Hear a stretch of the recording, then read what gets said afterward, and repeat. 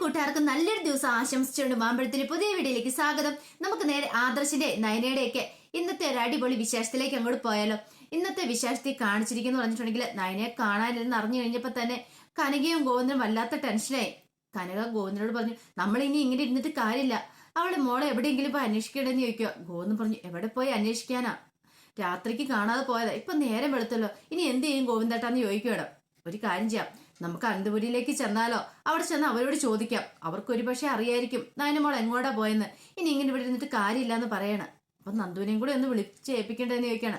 അവൾ അവിടെ കിടന്നുറങ്ങട്ടെ, ഇനിയിപ്പൊ അവളെ വിളിച്ച് ഏൽപ്പിച്ച് ശല്യം ചെയ്യണ്ട, അല്ലെങ്കിലും ഇനിയിപ്പോ അവളെയും കൊണ്ട് പോയിട്ടുണ്ടെങ്കിൽ അവള് വല്ല പ്രശ്നങ്ങളൊക്കെ ഉണ്ടാക്കിയാലോ, അത് വേണ്ട, നമുക്ക് കഥ വെളിയിൽ നിന്ന് പൂട്ടിയിട്ട് പോകാന്നൊക്കെ പറഞ്ഞുകൊണ്ട് അവര് ഇറങ്ങുവാണ് അവിടുന്ന്. ഈ സമയത്തെന്ന് പറഞ്ഞിട്ടുണ്ടെങ്കിൽ അനന്തപുരിയിലാണെങ്കിൽ നയനെ കാണാതെ എല്ലാവരും ടെൻഷൻ അടിച്ചിരിക്കുമായിരുന്നു. ജലജയ്ക്ക് അങ്ങോട്ട് ഭയങ്കര ദേഷ്യം വന്നു. ജലജ നോക്കിക്കഴിഞ്ഞപ്പോഴത്തേനും നമ്പി കൂർക്കം വലിച്ച് കിടന്ന് ഉറങ്ങുവാണ്. കണ്ടില്ല ഒരുത്തി ഒരു കുലുക്കം അല്ലാതെ കടന്ന് ഉറങ്ങുന്നേ, ബാക്കിയുള്ളവർക്ക് ഇവ ടെൻഷൻ അടിച്ചിരിക്കുന്ന സമയത്താ അവളുടെ ഒരു ഉറക്കം എന്ന് പറയാണ്. ഈ സമയത്താണ് അങ്ങോട്ട് അനി കടന്നു വന്നേ. അനിയെ കണ്ടപടി തന്നെ മുത്തശ്ശൻ ചോദിച്ചു, എന്തായി മോനെ, വല്ല വിവരം കിട്ടിയെന്ന് ചോദിക്കാണ്. ഇല്ല മുത്തശ്ശ, ഇനി അന്വേഷിക്കാൻ ഒരു സ്ഥലം പോലും ബാക്കിയില്ല, എല്ലാവരും അരിച്ചു പൊറുക്കി, പക്ഷെ ഒരിടത്ത് നയനേച്ചിനെ കണ്ടില്ല എന്ന് പറയാണ്. എന്റെ ഭഗവാനെ, ഇനിയിപ്പൊ അവൾ എങ്ങോട്ട് പോയെന്ന് മുത്തശ്ശി പറയാണ്. ജലജ പറഞ്ഞു, എങ്ങോട്ട് പോകാനായിട്ട്, തോന്നിയാസം നടക്കുന്നതല്ലേ, എങ്ങോട്ടേലും പോയി കാണും ഇറങ്ങി, ഒരുപക്ഷെ ഇനിയിപ്പൊ കാമുകന്റെ കൂടെ എങ്ങാനും പോയോന്ന് അറിയില്ല എന്ന് പറയാണ്. മുത്തശ്ശിന് ദേഷ്യം വന്നു. ജലജെ, നാക്കിന് എല്ലില്ല എന്ന് കരുതി എന്തും വിളിച്ചു പറയാനാവില്ലെന്ന് പറയാണ്. അല്ല, അങ്ങനെയും വരാൻ വഴിയുണ്ട്, ഇതിന് മുമ്പൊക്കെയാണല്ലോ ഈ വീട്ടിൽ നിന്ന് ആരോടും പറയാതെ ഇറങ്ങിപ്പോയതല്ലേ എന്ന് പറയണ്ട്. ജാനകി പറഞ്ഞു, അത് ശരിയാ, ഇപ്പൊ ഏട്ടത്തിയുടെ സ്വഭാവ പറഞ്ഞു, അവനവന്റെ സ്വഭാവത്തെക്കുറിച്ചല്ലേ പറയുള്ളൂ, മറ്റുള്ളവരെ കുറിച്ച് ദുഷിപ്പ് പറയുന്നത് പറയാണ്.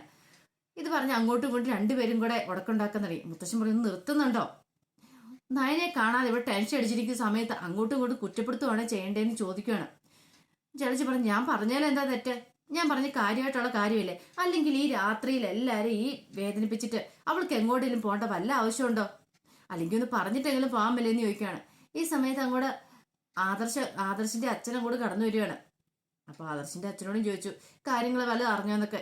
ഇല്ലച്ചാ, ഇനിയിപ്പൊ അന്വേഷിക്കാൻ സ്ഥലങ്ങളൊന്നും ബാക്കിയില്ല, കുറെ അറിയാവുന്ന ആൾക്കാരുടെ എല്ലാം ചോദിച്ചു, പോലത്തെ പെട്ടിക്കടകളിലും അവിടെയൊക്കെ നിർത്തി നയനയുടെ ഫോട്ടോ കാണിച്ചൊക്കെ ചോദിച്ചു, പക്ഷെ അവർക്കൊന്നും ഒരു വിവരം കിട്ടിയില്ലെന്ന് പറയും. പിന്നീട് അനിയും ആദർശവും കൂടി വരുന്നുണ്ട്. അപ്പൊ ആദർശനെ കണ്ടപ്പോ തന്നെ മുത്തശ്ശന് ഭയങ്കര ടെൻഷനായിപ്പോയി. അപ്പൊ ആദർശൻ പറഞ്ഞു, എനിക്കറിയില്ല മുത്തശ്ശ, ഇനി ഞാൻ അന്വേഷിക്കാൻ സ്ഥലമില്ല, ഈ മനുഷ്യനെയൊക്കെ ടെൻഷൻ അടിപ്പിച്ച് അവിടെ ഇത് എവിടെ പോയിരിക്കുക, എല്ലാവരുടെയും വിചാരം ഞാൻ എന്തോ ചെയ്യുന്ന, ഇനിയിപ്പൊ അവളുടെ വീട്ടിൽ നിന്ന് വന്നു കഴിയുമ്പോൾ ഞാൻ എന്ത് മറുപടി പറയുന്നു ആദർശ് ചോദിക്കുകയാണ്. അപ്പൊ അനി എന്നിട്ട് പറഞ്ഞു, എന്ത് മറുപടി പറയാനാ, ഇറങ്ങിപ്പോയെന്ന് പറഞ്ഞേക്കണം, അല്ല നമ്മളിപ്പോ എന്ത് മറുപടി പറയാനാ, തെറ്റൊന്നും ചെയ്തിട്ടില്ലോ, അവളുടെ ചേച്ചി എന്ന് പറഞ്ഞ ഒരുത്തിയുണ്ട്, അവളോട് ചോദിച്ച സത്യങ്ങളൊക്കെ അറിയാലോ, ഇവിടെ എന്തെങ്കിലും വഴക്കോ പ്രശ്നങ്ങളോ ഉണ്ടായെന്നൊക്കെ. ജലജ പറഞ്ഞു, ശരിയാ, പറഞ്ഞിട്ടേയല്ല, അവളുടെ ചേച്ചി എന്ന് പറയുന്നവൾക്ക് ഒരു ചൂടുമില്ല, ഒന്നുമില്ല, പോത്ത് പോലെ കിടന്ന് ഉറങ്ങുന്നുണ്ടല്ലേ, കൂർക്കം വലിച്ചാ കിടന്ന് ഉറങ്ങണത്, ഇവിടെ എന്തൊക്കെ നടന്നാലും ആകാശം ഇടിഞ്ഞു വീണാലും അവൾക്കൊരു കുഴപ്പമില്ല എന്ന് പറയാണ്. അവരിങ്ങനെ സംസാരിച്ചുകൊണ്ടിരിക്കുന്ന സമയത്താണ് ഓട്ടോറിക്ഷ വന്നിരുന്നത്. അതിനകത്തുനിന്ന് കനകയും ഗോവിന്ദനും കൂടെ ഇറങ്ങുവാണ്. അപ്പം കനകയോട് ഗോവിന്ദൻ പറഞ്ഞു, അതെ, അവിടെ ചെന്ന് വഴക്കൊന്നും ഉണ്ടാക്കാൻ നിൽക്കരുത്, അറിയാലോ നമ്മുടെ മക്കളുടെ കഷ്ടകാലം ഈ സമയത്ത്, അതുകൊണ്ടാണ് ഇങ്ങനെയൊക്കെ സംഭവിക്കുന്നത്, കുറെ കാലമായി ഓരോ പ്രശ്നങ്ങൾക്ക് മീതെ ഓരോ പ്രശ്നങ്ങൾ ഇങ്ങനെ വന്നുകൊണ്ടിരിക്കും. അപ്പൊ അതുകൊണ്ട് ഇനിയിപ്പം നമ്മൾ ഇവരെ കുറ്റപ്പെടുത്തിയിട്ടൊന്നും ഒരു കാര്യമില്ല, അത് നമ്മളുടെ മോളുടെ കാലക്കേടാന്ന് വിചാരിച്ചാൽ മതി, ഇനിയിപ്പം ഇതിന്റെ പേരിൽ അവിടെ പോയി കുറ്റപ്പെടുത്തുകയൊന്നും ചെയ്യണ്ടെന്ന് പറയാണ്. കാരണം പറഞ്ഞു, ഞാൻ കുറ്റപ്പെടുത്താനൊന്നും പോകുന്നില്ല, പക്ഷെ എനിക്ക് സത്യാവസ്ഥ എന്താണെന്ന് അറിയണം, നയനമോൾ ഒരു കാരണമില്ലാതെ വീട് വിട്ടിറങ്ങൂല്ലെന്ന് ഗോവിന്ദന് അറിയാവുന്ന കാര്യമല്ലോ, അതുകൊണ്ട് സത്യം പറഞ്ഞേ പറ്റുള്ളൂ എന്നും പറഞ്ഞുകൊണ്ടാണ് രണ്ടുപേരും അങ്ങോട്ട് അകത്തേക്ക് കയറി ചെല്ലുന്നത്. അകത്തേക്ക് കയറി ചെല്ലുമ്പോഴത്തേനും എല്ലാവരും ഇങ്ങനെ അന്തം വിട്ട് നോക്കി നിൽക്കുന്നുണ്ടായിരുന്നു. നേരെ ആദർശിന്റെ അടുത്തേക്ക് തന്നെ. ആദർശിന്റെ അടുത്തേക്ക് ചോദിച്ചു, ആദർശമാനെ നയൻ എന്തിയെന്ന് ചോദിക്കുവാണ്. അമ്മേ അറിയില്ല, ഇന്നലെ വൈകുന്നേരം അവള് പോയതാന്ന് പറയണം. അറിയത്തില്ലെന്ന് പറഞ്ഞ് എങ്ങനെ മോനെ ശരിയാന്നേ, നീ അവളും തമ്മിൽ എന്തെങ്കിലും പ്രശ്നം ഉണ്ടായെന്ന് ചോദിക്കുകയാണ്. എന്ത് പ്രശ്നം, ഞങ്ങൾ തമ്മിൽ ഒരു പ്രശ്നം ഉണ്ടായില്ല, സത്യം പറ മോനെ, ഒരു പെറ്റമ്മയുടെ ആവലാതി അത്, അറിയാലോ എനിക്ക് ഏറ്റവും കൂടുതൽ ഇഷ്ടം നയനയായിരുന്നു, അവളെ ഞങ്ങളുടെ കുടുംബത്തിന് വേണ്ടി അന്നും ഇന്നും എന്നും കഷ്ടപ്പെട്ടുകൊണ്ടിരിക്കുന്ന, അവൾക്കൊരു പോറല് പറ്റിയെന്ന് പറഞ്ഞാൽ ഞങ്ങൾ സഹിക്കില്ല എന്ന് പറയണം. ഓഹോ, അപ്പൊ അങ്ങനെയാണല്ലേ, ഇപ്പൊ രാവിലെ 8 വന്നപ്പോഴേ അറിയായിരുന്നു എന്തെങ്കിലും പ്രശ്നം ഉണ്ടാക്കാനുള്ള വരവാന്ന്, നിങ്ങൾക്ക് ഇത്ര വലിയ ചൂട് ശുഷ്കാന്തിയ മോളെ കുറിച്ചെങ്കിൽ നിങ്ങൾ കൊണ്ടേ കംപ്ലൈന്റ് കൊടുക്കാൻ ജലജ പറയണം. ജലജയ്ക്ക് ഈ പറയുന്നൊന്നും കൂടെ ഇഷ്ടപ്പെട്ടില്ല. ദേ കേട്ടുകഴിഞ്ഞപ്പോ കനയ്ക്കും ദേഷ്യം വന്നു. അതെ, ഞങ്ങൾ പരാതി കൊടുക്കണമെങ്കിൽ ഞങ്ങൾ പരാതി കൊടുക്കും, നയനമോൾക്ക് എന്തെങ്കിലും സംഭവിച്ചെന്ന് അറിയട്ടെ, പിന്നെ ഒറ്റ ഒരെണ്ണത്തിന് ഈ വീട്ടിൽ നിന്ന് വെറുതെ ഞങ്ങൾ വിടൂലെന്ന് പറയണം. ഓഹോ, അപ്പൊ അങ്ങനെയാണ് കാര്യങ്ങളിലെ. അല്ല, നിങ്ങളുടെ മോള് ചെയ്ത തെറ്റിനൊന്നും അല്ല കുഴപ്പം, അവൾ ആരുടെയും കൂടെ ഇറങ്ങിപ്പോയി കാണുമായിരിക്കും. അതാണല്ലോ നിങ്ങളുടെ പാരമ്പര്യം എന്ന് പറയണം. കാരണം വെറുതെ അനാവശ്യം പറയരുത് കേട്ടോ. എന്റെ മക്കൾ അങ്ങനെ ആരുടെയും കൂടെ ഇറങ്ങി പോകുന്നതല്ലെന്ന് പറയണ. ഓ, അതുകൊണ്ടാണല്ലോ കല്യാണത്തിന് മുമ്പ് ഒരുത്തി ഗർഭിണിയായിട്ട് വന്നിരിക്കുന്നത്. നോക്ക്, നല്ല കൂർക്ക വലിച്ചു കിടന്ന് സുഖമായിട്ട് ഉറങ്ങുന്ന കണ്ടില്ലേ. അവൾക്ക് ഇതിൽ നാലിലൊന്നും ചൂടില്ല. പിന്നെയാണ് വെറുതെക്കാരായി ഞങ്ങൾക്കെന്ന് പറയണം. കനയ്ക്ക് ദേഷ്യം വന്നു. കനയെ അങ്ങോട്ട് ചെയ്തിട്ട് നവ്യനെ കുലുക്കി വിളിക്കുക, എഴുന്നേക്കാൻ പറയണം ഇങ്ങോട്ട്. എഴുന്നേറ്റ് കഴിഞ്ഞപ്പോൾ ചോദിച്ചു, നീ എന്ത് ഉറക്കമടി ഉറങ്ങുന്നത്? എന്താ കൂർക്കം വലിച്ചടി? നിനക്ക് നാണം ഉണ്ടോ ഇങ്ങനെ കിടന്ന് ഉറങ്ങാനായിട്ട്? നിന്റെ അനിയത്തിനെ കാണാതെ പോയിട്ട് നിനക്ക് എങ്ങനെ ഇങ്ങനെ ഉറങ്ങാൻ സാധിക്കുമെന്ന് ചോദിക്കുകയാണ്. അമ്മ, അത് എനിക്ക് നല്ല ക്ഷീണം ഉണ്ടായിരുന്നു, ഇന്നലെ വൈകുന്നേരം കുറെ സമയം ഉറങ്ങാതിരുന്നല്ലേ പറയാണ്. ഈ സമയം മുത്തശ്ശി പറഞ്ഞു, അവളവിടെ ഉറങ്ങിക്കോട്ടെ, അവളുടെ വയറ്റിലൊരു കുഞ്ഞുള്ളതല്ലേ കനകയെന്ന് ചോദിക്കുകയാണ്. ആ കുഞ്ഞുള്ളൊരു എക്സ്ക്യൂസ് വെച്ച് നവ്യ അങ്ങനെ അവിടെ നിന്ന് രക്ഷപ്പെടുവാണ്. പക്ഷെ എന്നാലും കനകയ്ക്ക് അങ്ങോട്ട് സങ്കടം സഹിക്കാൻ പറ്റുന്നുണ്ടായിരുന്നില്ല. പിന്നീട് ഗോവിന്ദൻ ആദർശിന്റെ അടുത്തേക്ക് വന്നിട്ട് ചോദിച്ചു, ഞാൻ മോനോട് പറഞ്ഞല്ലായിരുന്നോ അവളെ സഹിക്കാൻ പറ്റില്ലെങ്കിൽ അവളെ വീട്ടിലേക്ക് പറഞ്ഞു വിട്ടേക്കാന്? അവൾ എന്തുമാത്രം വേദനിച്ച് കാണും. അവൾ ഒരു കാരണമില്ലാതെ ഈ കുടുംബത്തിൽ നിന്ന് ഇറങ്ങിപ്പോയില്ലെന്ന് എനിക്ക് ഉറപ്പുണ്ട്. കാരണം അത്രയ്ക്ക് സഹിക്കുന്ന എൻ്റെ നയനമോള്. സാധാരണ ചെറിയ കാര്യത്തിലൊന്നും അവൾ ഒരിക്കലും വീട് വിട്ട് പോവാറില്ല. ഇതിപ്പോ എന്തോ അത്ര വലിയ വിഷമം ഉണ്ടായിട്ടുണ്ട് അവൾക്ക്. അതാ സത്യം പറയുമ്പോനെ, നിങ്ങൾ തമ്മിൽ എന്തെങ്കിലും ഒരു വഴക്കുണ്ടായിട്ടുണ്ടോ? ശരിക്കും ഒന്ന് ആലോചിച്ച് നോക്കി. അവളുടെ മനസ്സിന് വേദന തട്ടുന്ന എന്തെങ്കിലും ഒരു കാര്യം മോന്റെ ഭാഗത്തുനിന്ന് ഉണ്ടായിട്ടുണ്ടോ എന്ന് ചോദിക്കുകയാണ്. ആദർശൊന്നും ഇല്ല അച്ഛാന്ന് പറഞ്ഞു. ഈ സമയത്ത് ദേവേന് പറഞ്ഞു, ഇനിയിപ്പോ ആദർശിന് മേക്കിട്ട് കയറിക്കോ. നിങ്ങളുടെ മോൾ ഓരോ കോപ്പറങ്ങളൊക്കെ കാണിച്ചു കൂട്ടുന്നതിന്. അല്ലെങ്കിൽ അവൾക്ക് ഇവിടെ നിന്ന് ഇറങ്ങുമ്പോൾ ഒരു വാക്ക് പറഞ്ഞിട്ട് ഇറങ്ങാൻ മേലായിരുന്നോ, വെറുതെ മനുഷ്യനെ നാണം കെടുത്താനായിട്ട്. ഈ സമയം മുത്തശ്ശൻ പറഞ്ഞു, ഇനിയിപ്പൊ എല്ലാരും ഇങ്ങനെ സംസാരിച്ചുകൊണ്ടിരുന്നിട്ട് കാര്യമില്ല, എത്രയും പെട്ടെന്ന് പോലീസിൽ വിവരം അറിയിക്കണമെന്ന് പറയാം. ദേവേന് പറഞ്ഞു, പോലീസിലൊക്കെ വിവരം അറിയിച്ചാൽ ശരിയാവും അച്ഛാ.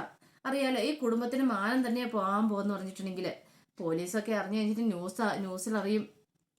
പിന്നെ അവരെല്ലാം വീട് അന്വേഷിച്ചും കൂടെ വരും. വലിയ വാർത്തയായിപ്പോ. അനന്തപുരിക്ക് തന്നെ എന്റെ നാണക്കേടെന്ന് പറയണം. മുത്തശ്ശൻ പറഞ്ഞു, ഇനിയിപ്പൊ നാണക്കേടൊന്നും വിചാരിച്ചിട്ടുണ്ട് ഒരു കാര്യമില്ല. എത്രയും പെട്ടെന്ന് നയനമോളെ കണ്ടെത്താനുള്ള വഴിയെ കണ്ടെത്തേണ്ടത്. അല്ലേ ആദർശേ? ഒരു കാര്യം ചെയ്യാം, നമുക്ക് ഒരു കംപ്ലൈന്റ് അങ്ങോട്ട് കൊടുക്കാന്ന് പറയണം. അപ്പൊ ആദർശ് പറഞ്ഞു, മുത്തശ്ശന് ഇഷ്ടം അങ്ങനെയാണെങ്കിൽ അങ്ങനെ തന്നെ നടക്കട്ടെ. ഇനിയിപ്പം ഞങ്ങളായിട്ട് അന്വേഷിക്കാൻ ഒരു സ്ഥലം പോലും ബാക്കിയില്ല. ഇനിയിപ്പം അവൾക്ക് എന്ത് സംഭവിച്ചെന്ന് അറിയില്ലോ എന്ന് പറയണം. അനി പറഞ്ഞു, ഞങ്ങൾ എല്ലായിടും അരിച്ചു പെറുക്കിയതാ, ഒരിടത്തും കണ്ടില്ല.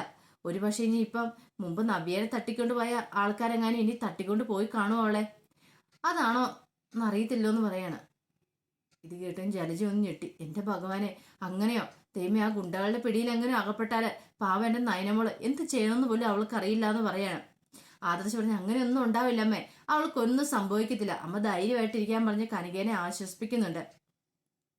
ഈ സമയത്ത് ദേവേനിക്ക് നല്ല ദേഷ്യം വന്നുകൊണ്ടിരുന്നേ. ദേവേനി പറഞ്ഞു, അവള് കാരണം ഇന്നലെ രാത്രി തൊട്ട് ഇവിടെ ആരും ഉറങ്ങിയിട്ടില്ല, ഫുഡ് പോലും കഴിച്ചില്ല. എന്റെ ആദർശിനെ കണ്ടു നോക്ക്, എന്റെ ആദർശന്റെ കോലം നോക്ക്. അല്ലെങ്കിൽ നിങ്ങളുടെ കുടുംബത്തിന് വേണ്ടിട്ട് എത്ര കാലം അവനിങ്ങനെ ഓടി നടക്കുന്നേ. വിഗ്രഹങ്ങൾ കാണാതെ പോയപ്പോ അതിന് വേണ്ടിട്ട്, നിങ്ങളുടെ മൂത്ത മോളെ കാണാതെ ഇപ്പൊ അതിന്റെ പുറകെ, ഇപ്പോഴാണ്ട് ഇളയ മോളും കൂടെ. ഇങ്ങനെ പോയിട്ടുണ്ടെങ്കിൽ നിങ്ങൾ അവനെ കൊന്നെടുക്കൂല്ലോ എന്ന് ചോദിക്കുകയാണ്. കനയ്ക്ക് സങ്കടം വന്നു. കനക പറഞ്ഞു, അങ്ങനെയൊന്നും പറയരുത്. എന്റെ മോളുടെ ഭാഗത്തുനിന്ന് എന്തെങ്കിലും തെറ്റുണ്ടായിട്ട് വേണേൽ ഞങ്ങൾ ക്ഷമ ചോദിക്കാം. പക്ഷെ അവള് എന്ത് കാരണം കൊണ്ടാണ് പോയെന്ന് ഞങ്ങൾക്ക് അറിയണം. അവൾക്ക് എന്താ സംഭവിച്ചെന്ന് അറിയണം എന്നൊക്കെ കനക പറയണം. പിന്നീട് കാണിക്കുന്നു പറഞ്ഞിട്ടുണ്ടെങ്കിൽ നയന അമ്പലത്തിൽ ഇങ്ങനെ ഇരിക്കുമായിരുന്നു. അമ്പലത്തിൽ ഇങ്ങനെ ഇരുന്ന് മയങ്ങിയിരിക്കുന്ന സമയത്ത് നയനയുടെ ഉള്ളിൽ കൂടെ പെട്ടെന്ന് ആദർശ് എഴുതിയ കത്തുകളൊക്കെ ഓർമ്മ വരികയാണ്. കത്തിലെ ആ ഓരോ വരികളും നയനയുടെ ഉള്ളിൽ കൂടെ കടന്നു പോവാണ്. ദൈവമേ, എന്തിനാ ആദർശാണ് എന്നെ ഇങ്ങനെ ദ്രോഹിക്കുന്നത്? ഞാൻ അദ്ദേഹത്തിന് എന്ത് തെറ്റാ ചെയ്തേ? എന്നിട്ടും എന്നെ സ്നേഹിക്കുവാന്ന് പറഞ്ഞ് അഭിനയിക്കുകയുള്ളോ ചെയ്തത്? ഇനിയിപ്പോൾ എനിക്ക് ആ വീട്ടിൽ ഒരു സ്ഥാനമില്ല, ഞാൻ അങ്ങോട്ട് ചെന്നിട്ട് കാര്യമില്ലെന്നും പറഞ്ഞുകൊണ്ട് ഇങ്ങനെ ഇരിക്കുന്ന സമയത്ത് പൂജാരി അങ്ങോട്ട് വരുന്നേ. പൂജാരി വന്നിട്ട് ചോദിച്ചു, എന്താ മോളെ നീ ഇങ്ങനെ ഇവിടെ ഇരിക്കണേന്ന് ചോദിക്കുകയാണ്. അതെ, രാത്രി മുതൽ ഞാൻ ഇവിടെ ഇരിക്കും. രാത്രി മുതലോ? രാത്രി മുതൽ എന്താ മോൾ ഇവിടെ ഇരുന്നേന്ന് ചോദിക്കുകയാണ്. ദൈവമേ, വലിയ സാമൂഹ്യ വിരുദ്ധരുടെയും കണ്ണിപ്പെടാത്ത ഭാഗ്യം. ഇത് കേട്ട് കഴിഞ്ഞപ്പോഴത്തേനും നയനയ്ക്ക് പറഞ്ഞു, എന്നെ ആർക്കും വേണ്ട തിരുമേനി. ഇതുണ്ടോ, ഇതിലുള്ള എത്രയോ നായ്ക്കൾ നടക്കുന്നു, അതൊക്കെ പോലും എന്നെ വേണ്ടാന്ന് പറയണം. ദേ, ഇങ്ങനെയൊന്നും പറയരുത് കേട്ടോ മോളെ. അല്ല, ഇതിന് മാത്രം എന്ത് പ്രശ്നമാണ് മോൾക്ക് ഉണ്ടായെന്ന് ചോദിക്കണം. ഒരു പ്രശ്നവുമില്ല തിരുമേനി, എനിക്ക് ആ വീട്ടിൽ നിൽക്കാൻ പറ്റില്ലാത്തതുകൊണ്ട് ഞാൻ ഇങ്ങോട്ട് ഇറങ്ങിപ്പോന്നാ. സ്വന്തം വീട്ടിലേക്ക് ചെല്ലാനും പറ്റില്ലെന്ന് പറയണേ. എന്താ മോളെ ഇങ്ങനെയൊക്കെ പറയണേ? അതെ, നീ വീട്ടിലേക്ക് തിരിച്ചു പോകാൻ പറയണേ. ഇനി ഒരിക്കലും തിരിച്ചു പോവില്ല, എനിക്ക് വയ്യ അങ്ങോട്ട് തിരിച്ചു പോകാനായിട്ട്. ഇവിടുത്തെ ആൾക്കാരുടെ ഒക്കെ പറഞ്ഞിട്ട്, അമ്പലത്തിലെ കമ്മിറ്റിക്കാരോടെ ഒക്കെ പറഞ്ഞിട്ട്, എനിക്ക് ഈ ക്ഷേത്രത്തിൽ എന്തെങ്കിലും അടിച്ചു വാരലോ പണിയൊക്കെ ആയിട്ട് എന്തെങ്കിലും ഒരു പണി നിന്നാൽ മതി. ഞാൻ ഇവിടുത്തെ പടച്ചോറൊക്കെ കഴിച്ച് ഇവിടെ എവിടെയെങ്കിലും ജീവിച്ചോളാം. എന്നെ അങ്ങോട്ടും പറഞ്ഞു വിടില്ല തിരുമേനി എന്ന് പറയാണ്. ഇത് കേട്ട് കഴിഞ്ഞപ്പോഴത്തേനും തീരുമാനിക്കുക പിന്നെ എന്ത് ചെയ്യണം എന്നറിയത്തില്ല. അപ്പൊ അതിന്റെ വിശേഷങ്ങളൊക്കെ നമ്മൾ കണ്ടേന്ന് പറഞ്ഞിട്ടുണ്ടെങ്കിൽ ഈ സമയത്ത് മുത്തശ്ശനും മുത്തശ്ശിയും കൂടെ ഇങ്ങനെ പുറത്തിറങ്ങിയിട്ട് ഇങ്ങനെ ഓരോ സംസാരിച്ചുകൊണ്ടിരിക്കുന്നുണ്ട് കേട്ടോ. മുത്തശ്ശൻ പറയുന്നുണ്ട് മുത്തശ്ശിയോട്, എങ്ങോട്ടായിരിക്കും പോലും നയന പോയത്, എങ്ങോട്ടാണെങ്കിലും അവള് പറയാതെ പോയ തെറ്റ് തന്നെയാ. പക്ഷെ അവളുടെ മനസ്സിൽ അത്രമാത്രം വേദന ഉണ്ടാക്കുന്ന കാര്യങ്ങൾ ഉണ്ടായതുകൊണ്ടായിരിക്കും അവൾ ഇങ്ങനെ പറയാതെ പോയത്. അപ്പൊ എന്താന്ന് വെച്ചാൽ അവളെ കണ്ടാലേ നമുക്കിനി അറിയാൻ പറ്റുള്ളൂ. എത്രയും പെട്ടെന്ന് അവളെക്കുറിച്ചുള്ള വിവരം കിട്ടിയാൽ മതിയായിരുന്നു എന്നൊക്കെ പറഞ്ഞ് നിൽക്കുന്ന സമയത്താണ് അങ്ങോട്ട് തിരുമേനിയുടെ അമ്പലത്തിലെ തിരുമേനിയുടെ ഫോൺ കോള് മുത്തശ്ശന്റെ ഫോണിലേക്ക് വരുന്നത്. അതിന്റെ വിശേഷങ്ങളൊക്കെയാണ് നമ്മളിന്ന് കണ്ടേന്ന് പറഞ്ഞിട്ടുണ്ടെങ്കിൽ ഇതിന്റെ ബാക്കി വിശേഷങ്ങളായിട്ട് വൈകുന്നേരത്തെ പ്രൊമോയും ഞാൻ വരാട്ടോ. അപ്പൊ വീഡിയോ ഇഷ്ടപ്പെട്ടെങ്കിൽ എല്ലാവരും ഒന്ന് ലൈക്ക് ചെയ്യണം. അതോടൊപ്പം തന്നെ ആദ്യമായിട്ട് കാണുന്നവരാണെങ്കിൽ ഒന്ന് സബ്സ്ക്രൈബ് ചെയ്യുകയും കൂടെ ചെയ്യണം കേട്ടോ. എല്ലാവർക്കും നല്ലൊരു ദിവസം ആശംസിച്ചുകൊണ്ട് നിർത്തുന്നു. നന്ദി.